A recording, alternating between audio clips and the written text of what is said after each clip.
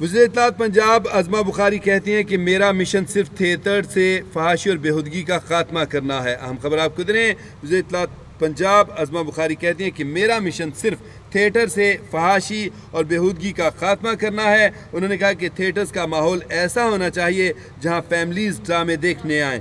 انہوں نے کہا کہ تھیٹر مالکان اور فنکار کو سدھارنے کے لیے 1 سال تک دیا۔ انہوں نے کہا کہ فنکاروں کو اور تھیٹرز کے مالکان کو سدھرنے کے لیے 1 سال دیا۔ عظمہ بخاری نے کہا کہ تمام تھیٹر مالکان اور فنکاروں نے تھیٹر کو فیملی تھیٹر بنانے کی گارنٹی دی۔ عظمہ بخاری نے کہا کہ جن لوگوں نے SOPs کی خلاف ورزی کی انہی کے خلاف کارروائی ہو رہی ہے۔ وزیر اطلاعات پنجاب کا کہنا تھا کہ کسی کی دھمکیوں کی پرواہ نہیں، نہ کسی سے بلیک میل ہوں گی۔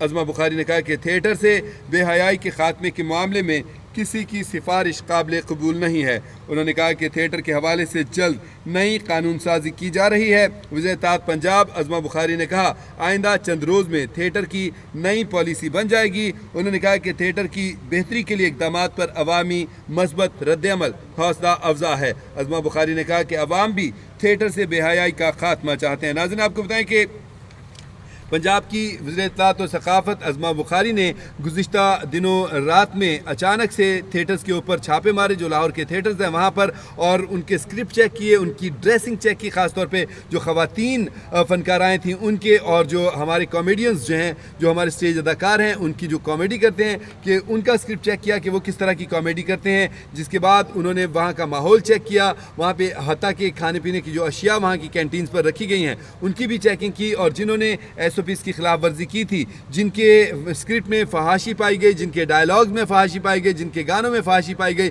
جن کے آپ کو بتائیں کہ وہاں پہ کام کرنے کے انداز میں فحاشی پائی گئی، ان سب کے اوپر انہوں نے جرمانے بھی کیے اور ان پہ پابندیاں بھی لگائی ہیں۔ آپ کو بتائیں کہ آج وزیر اطلاعات پنجاب عظمہ بخاری نے اسی حوالے سے بیان جاری کیا ہے۔ انہوں نے کہا کہ میرا مشن صرف تھیٹر سے فحاشی اور بےہودگی کا خاتمہ کرنا ہے۔ انہوں نے کہا کہ تھیٹرز کا ماحول ایسا ہونا چاہیے جہاں پر فیملیز جو ہیں وہ ڈرامے دیکھنے کے لیے آئیں۔ عظمہ بخاری نے کہا کہ تھیٹر مالکان اور فنکار کو سدھرنے کے لیے 1 سال تک دیا۔